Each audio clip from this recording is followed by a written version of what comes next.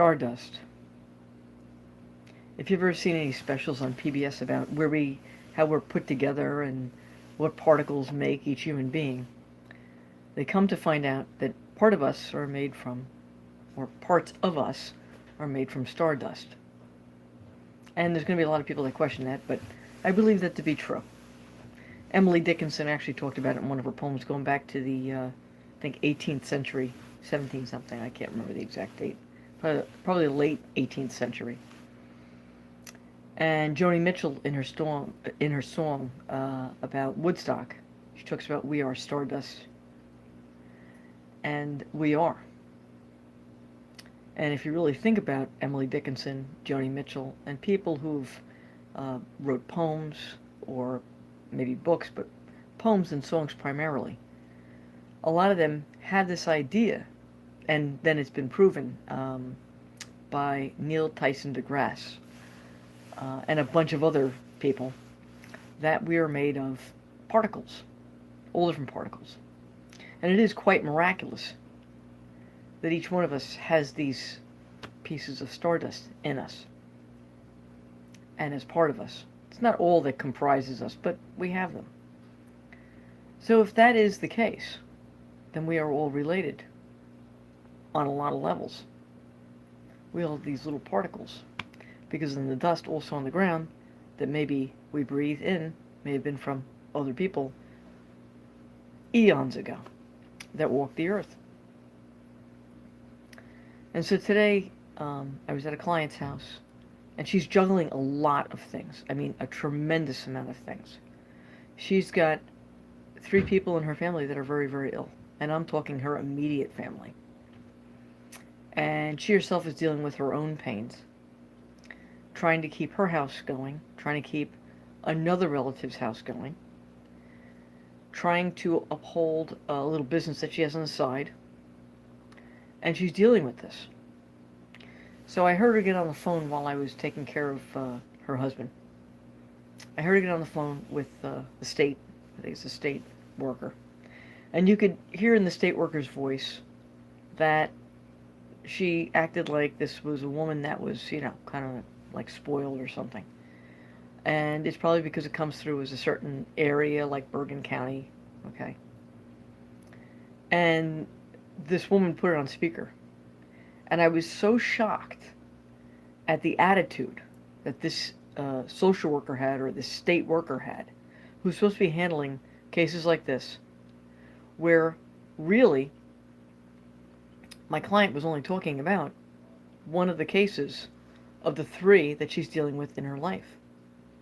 And the caseworker on the phone, who couldn't have been she couldn't have been 32. I'm going to guess she was about 26 and a half or 27.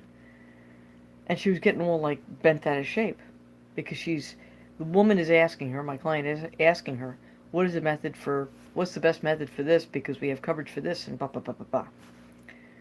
And instead of saying, let me hear all of your problems and then let me figure this out, okay, or may I please call you back, that's what the woman on the other end of the phone could have said, her response to my client was she got offended. And I thought to myself, if that person on the phone who was 27 or 26 and a half years old realized that we are all related and that we are all stardust and we all come from this incredible divine cellular structure and source, would she, if she was very aware of that and conscious of that, would she have responded abruptly, where my client, who was wise enough, took a deep breath and said, okay, let me restate this. And she really went even smoother than she was already going. Then the social worker realized that she was being a bit of a twit. It's the nicest way I could put it. And after everything was resolved and my client got off the phone, I turned to my client's husband and I said to him, you know what I would have done if that was my employee? I think I would have booted her out of my office.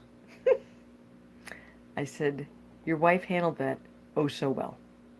That's amazing. And I know the stress that she's under. We see it, I see it, you know, kind of thing. And I said, and this young lady who's 27, she might be under the same amount of stress. Who knows? But I don't think so. And it's not just that generation. Everybody wants to blame a generation. I've seen this with 78-year-olds. I've seen this with 65-year-olds. Not giving other people, just strangers, general respect, whether it's driving or walking into a coffee shop or getting in line for something.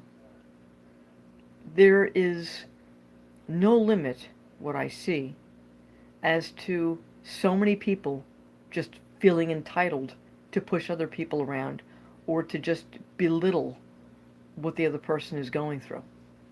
And when it's your job to listen to this, then that's what you do. Even if you don't like it, you entered that realm.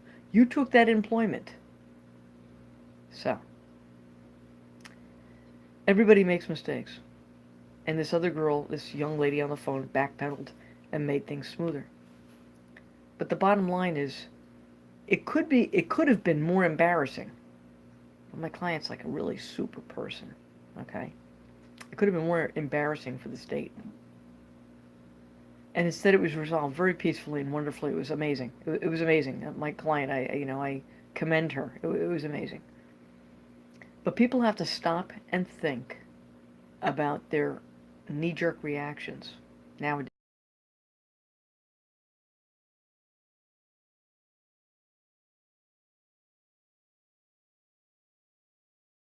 Stay safe and be well.